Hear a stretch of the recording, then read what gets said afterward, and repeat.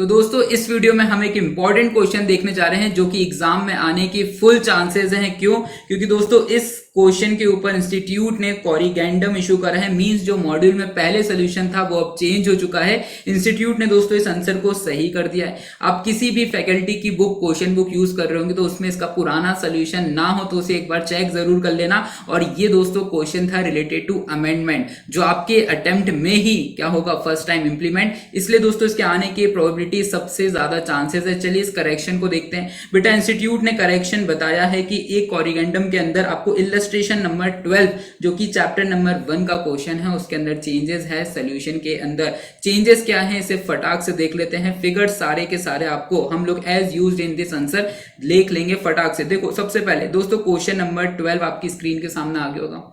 इसके अंदर ये बोलते हैं कि एक मिस्टर एक्स है। मिस्टर एक्स की income from salary computed 4,80,000, house property की इनकम 2,50,000 देके रखिए। Agriculture income from a land in Jaipur 4,80,000 and sir इस इनकम को कमाने के लिए कुछ एक्सपेंसेस देके रखे हैं 1,70,000। दोस्तों क्वेश्चन के अंदर सिर्फ टैक्स लायबिलिटी कैलकुलेट करनी है और जो चेंजेस है आंसर वो है if the age of the person is 45 years. हमें इस क्वेश्चन के अंदर आप आंसर देखोगे तो न्यू एंड ओल्ड स्लैब दोनों के हिसाब से आंसर कैलकुलेट करा है। बेटा एग्जाम्स आने वाले हैं, हम लोग सिर्फ और सिर्फ क्वेश्चन का करेक्ट आंसर देख रहे हैं। करेक्शन एंड बाकी सारे कॉन्सेप्ट हम ऑलरेडी अपनी क्लासेस के अंदर देख चुके हैं। सुनना होता क्या है दोस्तों, अगर हम क्वेश्चन सॉल्व करें न्यू स्लैब के हिसाब से in respect of this person, तो सबसे पहले आपको याद आना चाहिए कि सर अगर एग्रीकल्चर इनकम हो क्वेश्चन के अंदर तो हमें देखना पड़ता है क्या partial integration of agriculture income applicable है, जिसके लिए दो कंडीशंस थी। क्या आपकी नेट एग्रीकल्चर इनकम 5,000 से ज्यादा है? तो आपने देखा क्वेश्चन के अंदर कि सर एग्रीकल्चर इनकम 4,80,000 है। उसको कमाने के लिए खर्चे करे हैं दोस्तों 1,70,000 which comes to net agriculture income of 3,10,000 and दोस्तों विच इज एक्सीडिंग 5,000 रुपीज। पहली कंडीशन सेटिस्फाइड।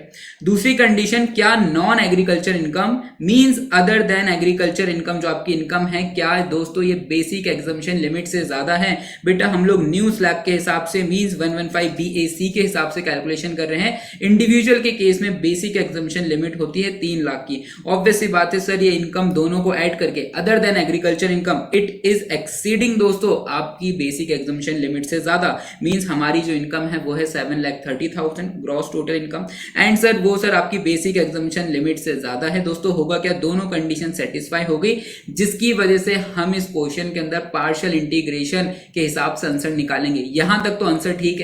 जो चेंजेस हैं अब वो आपकी नजरों के सामने आने वाला है, ध्यान से देखिएगा। बेटा सबसे पहले पार्शियल इंटीग्रेशन में हम क्या करते हैं कि सर हम टैक्स कैलकुलेट करते हैं हमारी non agriculture income mean 7,30,000 plus agriculture income को ऐड करने के साथ, मतलब कि दोनों इनकम को ऐड करने के बाद हमने 10,40,000 के ऊपर टैक्स निकाला न्यू स्लैब के हिसाब से। जो आप कैलकुलेट करोगे तो दोस्तों आपको टैक्स का अमाउंट मिलेगा 66,000 रुपीज। करेक्ट है।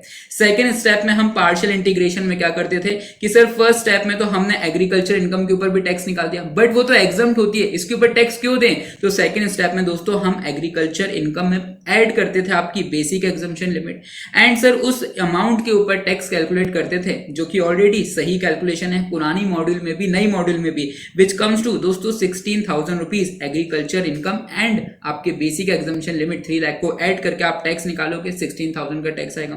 बेटा पार्शियल इंटीग्रेशन में थर्ड स्टेप में हम क्या करते थे कि सर हम हमारे इस प्यारे से जो हमने tax on agriculture plus non agriculture income निकाला है 66,000, इसमें से टैक्स ऑन एग्रीकल्चर इनकम को लेस करते थे तो सर हमें टैक्स ऑन एक तरीके से हमें tax on non agriculture income मिल जाता था। बेटा पुरानी मॉड्यूल में क्या था 50,000, न्यू में भी 50,000 है, लेकिन अब आता है फाइनल ट्विस्ट की डिफरेंस क्या है। फिर क्या आंसर ये नहीं आ रहा क्या 52,000 says health and education says लगा के? नहीं बेटा न्यू मॉड्यूल के अंदर ये देखो पेज नंबर, ये न्यू मॉड्यूल का पेज है 1.85 पेज नंबर, इसमें आप देखोगे तो जो फाइनल आंसर है वो है 31,200 ना कि दोस्तों आपका 52,000। क्यों? रीजन क्या है सुनना बेटा, एक बहुत ही अच्छा कॉन्सेप्ट याद हो तो जो आपके मई 24 अटेम्प्ट से ही एप्लीकेबल हो रहा है। वो क्या, हम लोगों ने देखा था अगर एक पर्सन न्यू स्लैब के हिसाब से टैक्स देता है तो सर उसको 87A की रिबेट मिलती है। 87A की दोस्तों रिबेट कब मिलती थी, अगर उस पर्सन की इनकम 7 लाख से कम हो। आपको प्रोविजन दिख रहा होगा यहाँ पे, सर अगर उस पर्सन की इनकम 7 लाख से कम हो तो रिबेट का अमाउंट होता था the amount of tax liability और the amount of 25,000 whichever is less. लेकिन इसके अंदर एक बेनिफिट रिलीफ मिला करती थी जो कि ओल्ड स्लैब में नहीं मिलती, और वो रिलीफ क्या थी कि सर अगर 7 लाख से हमारी इनकम जो एक्सीड हो रही है उससे ज्यादा अगर हमारी टैक्स लायबिलिटी एक्सीड हो जाए तो दोस्तों डिफरेंस हमें रिलीफ के नाम से बेनिफिट मिल जाता था जो कि ओल्ड स्लैब में नहीं मिलता है। तो हुआ क्या, ध्यान सुनना बेटा, इस क्वेश्चन के अंदर हम लोगों ने पहले इंस्टीट्यूट ने क्या नहीं करा था, इंस्टीट्यूट ने इस रिलीफ वाले पॉइंट को कंसीडर नहीं करा था, लेकिन अब कर दिया। कैसे, तो इंस्टीट्यूट बोलता है यहां तक तो आपने पार्शियल इंटीग्रेशन लगा के बिल्कुल सही टैक्स निकाला 50,000 मींस आपकी 7,30,000 की इनकम के ऊपर पार्शियल इंटीग्रेशन के हिसाब से दोस्तों टैक्स आ रहा है 50,000। इसके बाद इंस्टीट्यूट दोस्तों नए सोल्यूशन में बोलता है कि यार यहां पे इनकम 7 लाख से थोड़ी सी ज्यादा है, तो यहां पे हमें देखना पड़ेगा क्या इस पर्सन को रिलीफ अंडर सेक्शन 87A मिलेगी। तो दोस्तों हम वो कैसे कैलकुलेट करते हैं, फटाफट से हम लोग देखते थे पहले स्टेप के अंदर, सर यहां पे हमारी टोटल इनकम 7 लाख से कितनी ज्यादा हो रही है। तो दोस्तों टोटल इनकम है 7,30,000, ये देखो सर ये 7 लाख से कितनी ज्यादा है 30,000। हुआ क्या, सेकेंड स्टेप में हम लोग कैलकुलेशन करते थे कि सर जो टैक्स आया है हमारी टोटल इनकम के ऊपर वो कितना है। बेटा हम लोगों ने अभी कैलकुलेट करा पार्शियल इंटीग्रेशन के हिसाब से टैक्स लायबिलिटी निकल कर आ रही है 50,000 रुपीज। मींस सर एक पर्सन 7,30,000 के ऊपर 50,000 की tax liability as per partial integration method निकल कर आ रही है।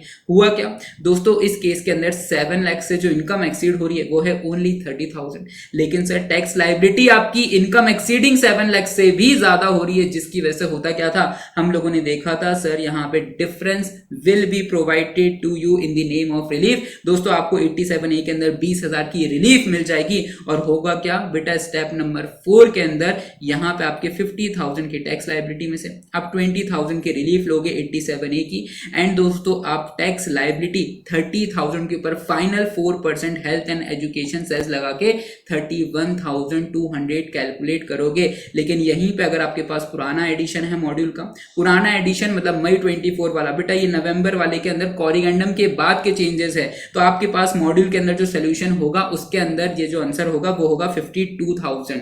मतलब यहां पे इंस्टीट्यूट ने बेटा 87A की रिबेट को कंसीडर नहीं करा, बाकी पूरा आंसर सेम है, सिर्फ यहीं पे दोस्तों इस एडजस्टमेंट को क्या करना था, ट्रीट करना था। अब दोस्तों इंस्टीट्यूट ने कर दिया है, जिसकी वजह से बेटा क्वेश्चन एक तो अमेंडमेंट के ऊपर मींस 87A का अमेंडमेंट कि सर रिलीफ मिलेगी न्यू स्लैब के अंदर 7 लाख से ऊपर। हुआ क्या, और उसी के ऊपर क्वेश्चन के अंदर कॉरिगेंडम इश्यू हो गया है, तो बेटा इसके ऊपर आने के चांसेस लगभग मान के चलिए 100% आपके है ही है। अगर बेटा फटाफट एग्जाम है तो सभी बच्चों को अब बेटा best of luck for the exam, ज्यादा समय नहीं लेंगे, एग्जाम में क्वेश्चन आने के कुल मिला के लगभग पूरे चांसेस हैं। इस क्वेश्चन को अच्छे से सॉल्व करना, और सॉल्व करने के बाद अगर एग्जाम में देखने को मिल जाए एमसीक्यू फॉर्म में या फिर नॉर्मल क्वेश्चन में, तो फिर कमेंट करके जरूर जाना। और बेटा नवंबर 24 वाले बच्चे क्लासेस ज्वाइन कर सकते हैं new batch for income tax and GST, इस कॉन्टैक्ट नंबर पे कॉल करके। चलो तो दोस्तों ऐसी ही अपडेट्स के लिए बने रहो चैनल पे, इंपॉर्टेंट क्वेश्चन देखने के लिए मई 24 में हो ही सकता है मिल ही जाए, ठीक है